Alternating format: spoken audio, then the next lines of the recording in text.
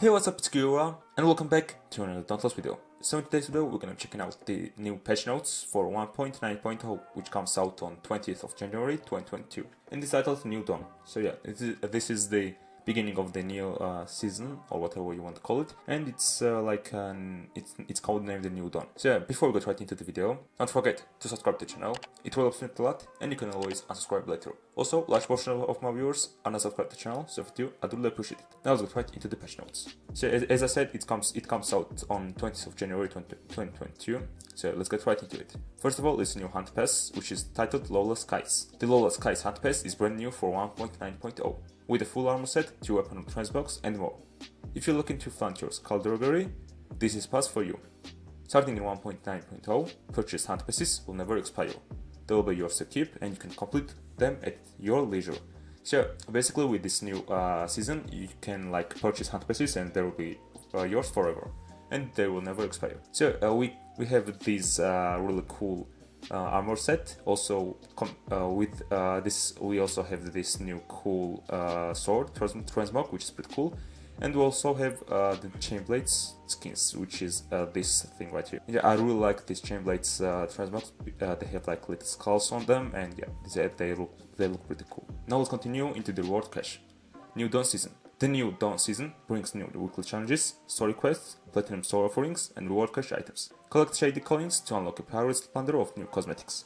Work with Lady Luck to win over the pirates of the Shattered Isles, and bolster Ramsgate forces. So these are really cool skins too for the reward cache, and don't forget that you can get these ones for free.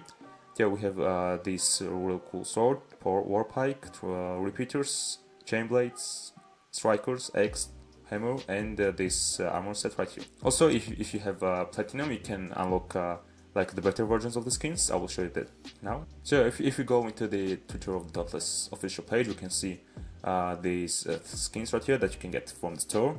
This one is for the Razorcree, it's like Razorcree parts. Then we have the X, which is Hellions X, and then we have Chainblades for the Scrave. Then we have the Sword of the Rootstalker, which I think looks the best. And lastly, we have the Ruptors for the Drask, which are all really cool skins. Now let's continue into the patch notes. Here we already talked about these reward cache items, which are pretty cool. And next is the bounty upgrade system, which is really dope if you ask me. The bounty system has received a tune-up to allow you more control over how you spend your bounty tokens and the bounties you draft. Using one additional bounty token, you can upgrade your bounties once from the bronze to silver or from silver to gold. Furthermore, after patch 1.9.0, bounty tokens will no longer expire at the end of season, and your free and premium bounty tokens now are combined in a single currency to help streamline the system. So basically, the bounty system is going to be like this. If you draft a bronze bounty, you can upgrade that to silver, but you cannot upgrade that silver upgraded bounty to the gold one. You can only upgrade from silver to gold and bronze to silver. So that's pretty cool. Also, the bounty tokens will not expire, so that's pretty cool too. And yeah, now let's continue into the balance features. For the gameplay, it's reduced tough heights unwounded damage penalty from -50% to -40%. Reduced tough heights currently wounded damage boost from +25% to +15%. Reduced tough heights post wounded damage boost from +50% to +30%. Shield amount granted from the Cascade and Guardians now kept at 600 each. And slightly reduced the size of boosted orbs from the Cascade. Purple orbs always appear at large sizes. And yeah, plunder the orb slave.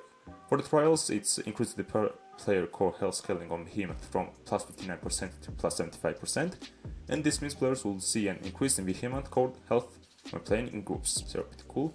For the Chronovore, decrease the Chronovore's level from 23 to 22 in the Temporal Anomaly event on the Paradox breaks. So that's better too. It is going to be much easier for players to hunt the Chronovore and kill it. For the Frostwolf, now has its own collision parameters instead of using Embermains, slightly increase the amount of part health for the back legs, and slightly decrease the amount of part health on the tail.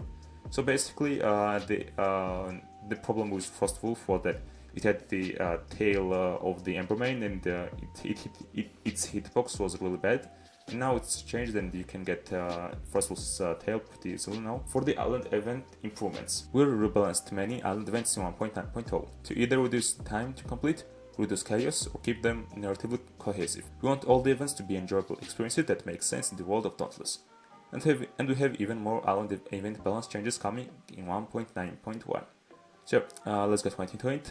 Wait between rounds reduced from 42 seconds for all events, and loot phase increased from 15 to 25 seconds for all events. So that's really good for the players too, because some players didn't have the time to like get the loot, and now it's 10 seconds more, so you can get that really easily.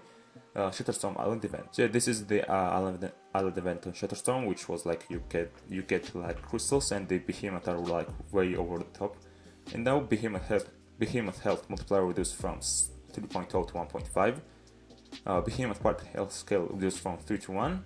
Behemoth elemental health scale reduced from 3 to 1.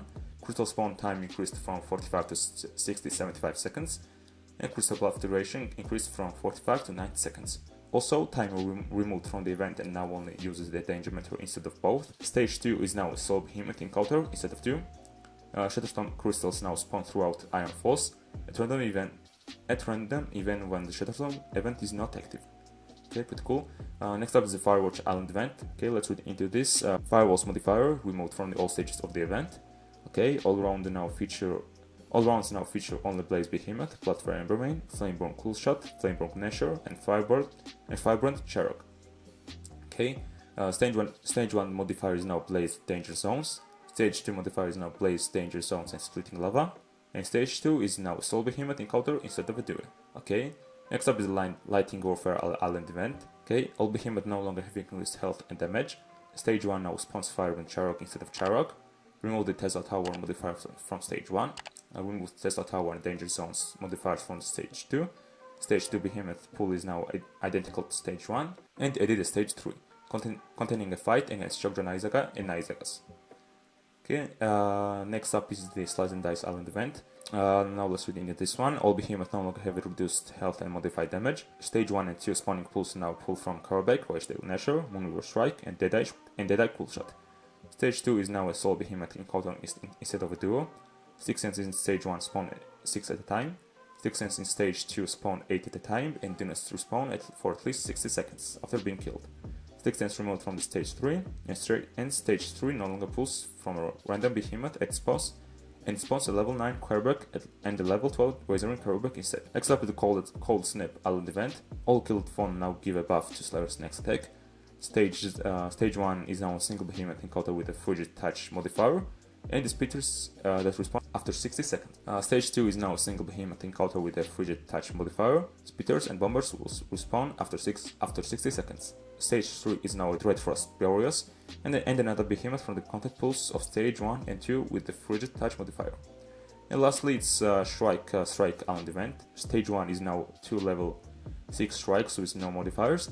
Stage 2 is now 2 level 8 strikes with no modifiers, and stage 3 is now single level 9 level 9 Moonweaver Strike with additional weaker strikes. Okay, and lastly, there are quality of life features that I don't really want to read into, and if you want, I'm gonna leave a link in the description so you can check that out and read all that stuff. And yeah, I also want to show you the roadmap for the 1.9.x. Yeah, this is roadmap for the 1.9.0. We also already discussed all the things coming in this patch. Next up is 1.9.1 for the which comes out on February 3rd. Additional Servant Cosmetics, Saints But event, and Island event improvements. Okay, that's pretty cool. For the 1.9.2, it comes on February 17th, which is Saint Butt's event continue. And the biggest update of this new Dawn season is 1.9.3, which comes out on March 3rd, and it includes Radiant Behemoth variants, Island improvements, which is for the Condon Rocks, Reach of Radiance HuntPass, and yeah.